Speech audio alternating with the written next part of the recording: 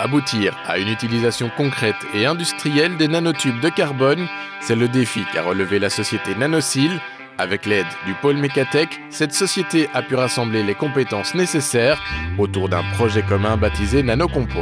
Le projet Nanocompo à la base, finalement, c'est une sorte de plateforme technologique où on a essayé d'évaluer toutes les potentialités du nanotube de carbone lorsqu'il est ajouté dans une matrice. Et les potentialités, ça veut dire au niveau des propriétés mécaniques, électriques et thermiques. Parce qu'il faut savoir que le nanotube de carbone a des propriétés électriques, mécaniques et thermiques vraiment intéressantes. Et on essaie de transférer ces propriétés-là vers les matrices pour créer en fait des composites nouveaux et des nouveaux produits du futur. En fait. Un projet qui a permis à la société Nanosil de commercialiser des nanotubes de carbone et de devenir leader mondial sur le marché avec son produit phare appelé NC7000.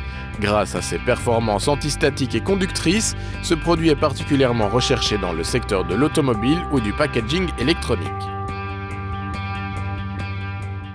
Pour des raisons pratiques, effectivement, une des présentations du produit intermédiaire que l'on fabrique, c'est la transformation ou l'incorporation des CNT, des nanotubes de carbone, dans un polymère. Et donc ça nous donne des granules qui sont ensuite réutilisés par injection ou autre modèle industriel pour faire des pièces telles que cette pompe à carburant.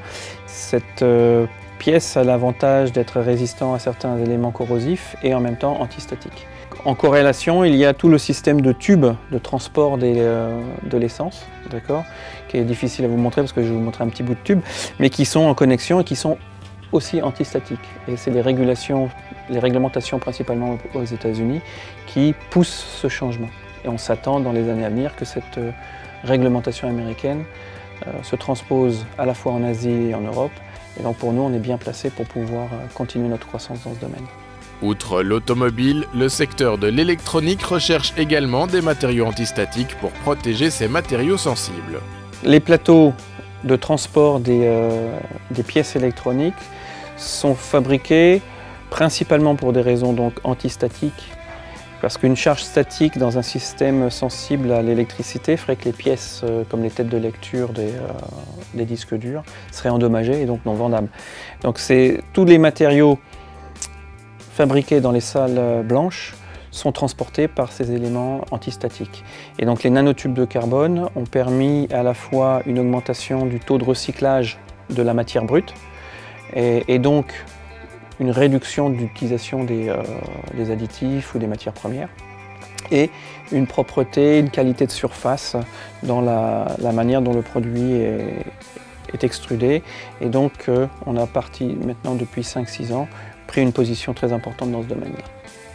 Avec cette technologie exclusive, la société Nanosil a déjà conquis de nombreux pays étrangers, en grande partie extra-européens.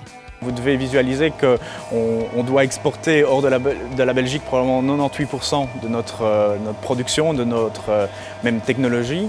Et hors Europe, je pense que c'est 75% qui est exporté, voire entre 50 et 75%. Et donc, c'est-à-dire que nos marchés aujourd'hui sont plutôt extra-européens, ou en tout cas extra-belgiques essentiellement.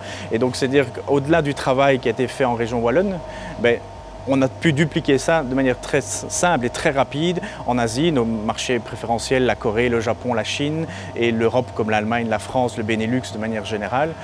Ça nous a permis de l'exploiter très rapidement. Si le projet Nanocompo a pu aboutir à de tels résultats, c'est aussi grâce à l'aide du pôle Mécatech qui a permis de rassembler les bons partenaires autour d'un projet ambitieux. Ce type de projet n'est réalisable qu'à l'aide de ce type de pôle de compétitivité, essentiellement en Belgique, parce qu'il est très difficile de regrouper autant de partenaires, puisqu'il y en avait plus d'une dizaine dans le cadre du projet Nanocompo.